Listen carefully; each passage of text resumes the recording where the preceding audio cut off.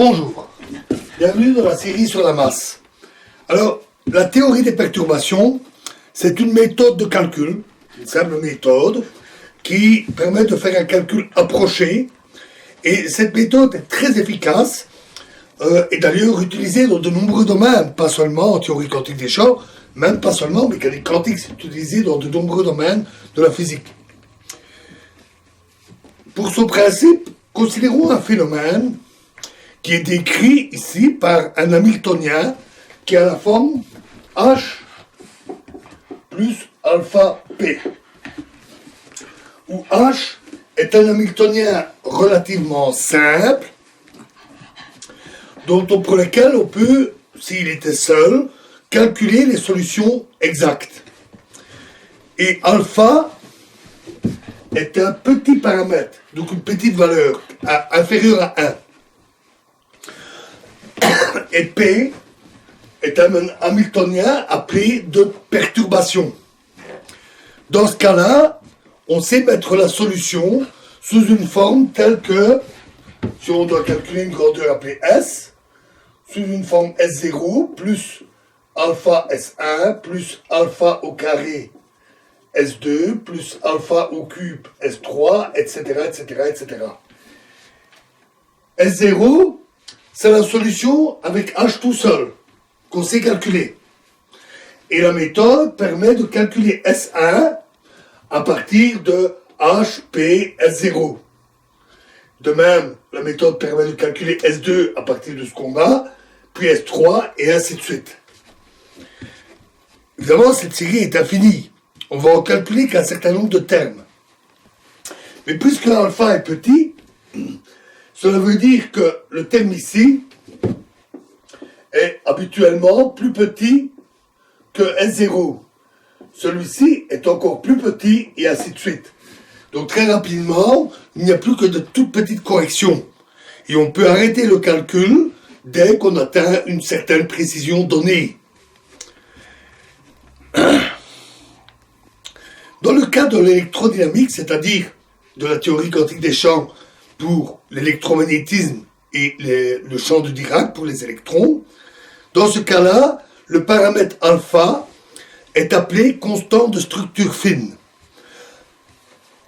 Sa valeur est environ égale à 0,01. Donc fort petit. Parce qu'alors, alpha carré, c'est 0,0001. Alpha au cube, c'est 0,000001. Donc, les termes deviennent très vite très petits. Pour être exact, en fait, S2, S3, S4, etc. peuvent grandir, mais les termes alpha carré, alpha cube diminuent beaucoup plus vite, ce qui permet d'arrêter le calcul assez vite pour avoir une très bonne précision. Les calculs en théorie des perturbations peuvent être inextricables. Ça peut arriver que ça soit très compliqué. Il peut y avoir diverses raisons. Des raisons techniques, ou la difficulté à mettre l'hamiltonien sous une telle forme, au moins avec un alpha petit. Mais il y a un cas où ça marche très très bien. En la théorie quantique des champs, il y a un cas où ça fonctionne très très bien, où c'est relativement facile, c'est quand même des calculs assez sophistiqués, mais tout à fait gérables. C'est ce qu'on appelle la théorie des collisions. Alors, qu'est-ce que c'est? C'est une situation où on a des particules qui arrivent, qui sont très séparées, qui interagissent et puis se séparent. Par exemple, deux particules qui arrivent, se heurtent et se séparent. Ça peut être les mêmes particules qu'au départ ou d'autres particules. Par exemple, le cas que nous avons vu, électron plus positron, qui va donner deux photons.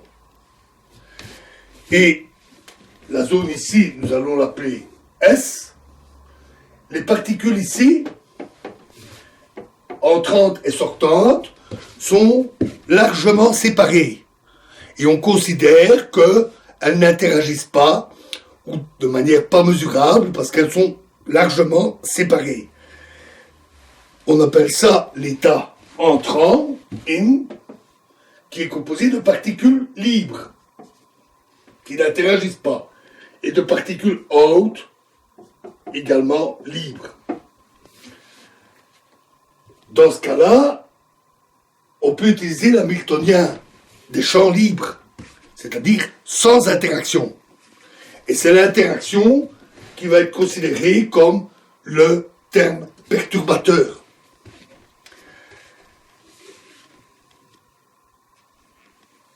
L'interaction, la collision, elle peut être fort complexe.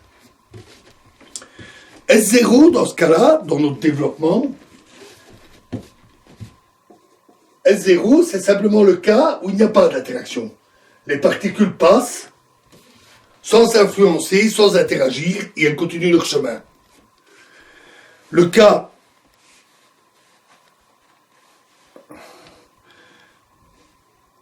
et donc le cas S1, il y a une interaction S2 et S3, on va voir ça plus en détail.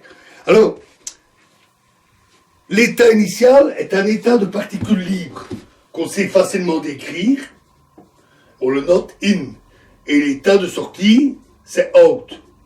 Et la valeur qu'on calcule ici, c'est un opérateur, qui permet de calculer l'état sortant en fonction de l'état entrant. Out égale S in. S porte un nom assez standard qui est resté dans la littérature, c'est la matrice de collision ou matrice de diffusion, ou la matrice S, comme on l'appelle très souvent. C'est son nom habituel. Et elle peut donc se calculer par la théorie des perturbations. À partir de S, on peut tout calculer. On peut calculer ce qu'on appelle les sections efficaces, qui donnent l'efficacité d'une collision, les probabilités qu'on ait tel ou tel résultat dans la collision. Par exemple, électron plus positron peut provoquer simplement une simple diffusion. Les deux particules diffusent et se séparent après s'être heurtées, ou elles s'annihilent, peuvent donner 2 photons, peuvent aussi donner 3 photons, ou même d'autres cas. Et donc, il y a des probabilités pour chacun de ces cas possibles qu'on peut calculer à partir de S. On peut aussi calculer le fait que telle particule émise ici aurait telle direction, telle énergie, telle polarisation. Donc on sait vraiment tout calculer à partir de là. Les calculs, S0 c'est le cas particule libre, il n'y a pas de problème. Les calculs S1, S2 peuvent être assez compliqués, mais heureusement, un physicien, Richard Feynman, a trouvé une formulation graphique particulièrement pratique.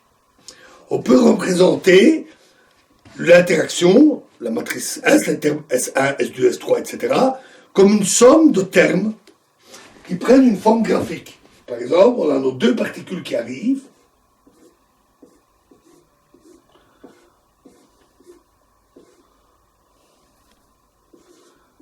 et on a un graphique avec toutes des particules intermédiaires, des particules virtuelles. On les appelle virtuelles simplement parce que ces particules apparaissent dans le processus puis disparaissent.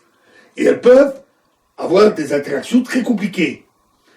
Et de tels graphes, il y en a des plus simples, il y en a des encore plus compliqués. Ainsi, et tous ces diagrammes ne représentent pas des possibilités d'interaction. On ne peut pas dire, tiens, 2 particules vont peut-être faire ça pour se séparer. Puisque c'est une somme. On fait la somme sur tous les graphiques possibles. Il peut y en avoir des simples, comme ça, ou avec juste une interaction en plus ici, ou peut-être une ici aussi, ou une là. Donc, on a toutes sortes de graphiques, et on fait la somme de tous ces graphiques. Donc, en fait, le résultat de l'interaction, c'est une superposition quantique de toutes ces situations possibles. C'est donc un état assez complexe, mais qu'on sait décrire graphique par graphique. Alors, de tels diagrammes, de tels graphiques s'appellent des diagrammes de Feynman. Le S1, c'est le cas le plus simple, à part le S0 bien sûr. Le cas S1, c'est ce qu'on appelle les diagrammes en arbre. C'est-à-dire qu'on va avoir par exemple les deux particules et juste une ligne entre les deux. Le cas S2, on va avoir deux lignes. En fait, c'est ce qu'on appelle un diagramme en arbre, il n'y a pas de boucle. On peut avoir deux lignes formant une boucle, ou comme ça. Quelques graphiques différents. Et on fait la somme de tous pour avoir S2. Et puis des diagrammes avec deux boucles pour S3, etc., etc., etc.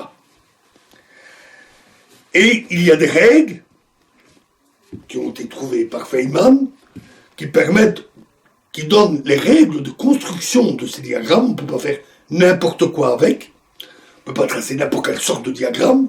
Par exemple, la charge électrique des électrons, des positrons doit être conservée dans tout chemin à travers le graphe. Les graphes ici, donc celui-là en fait c'est pas possible, c'est toujours 3 branches maximum, etc., etc. Il y a une série de règles comme ça qui permettent de construire les graphiques et des règles aussi qui permettent de faire les calculs, c'est-à-dire qui permettent de dire, mais voilà un tel graphique, il lui correspond à une telle formule. En somme, on obtient une formule qui tient compte de chacune des lignes, chacun des nœuds qu'on appelle des vertex, et une règle avec un calcul où on fait les sommes sur tous les états possibles des particules intermédiaires, des particules virtuelles.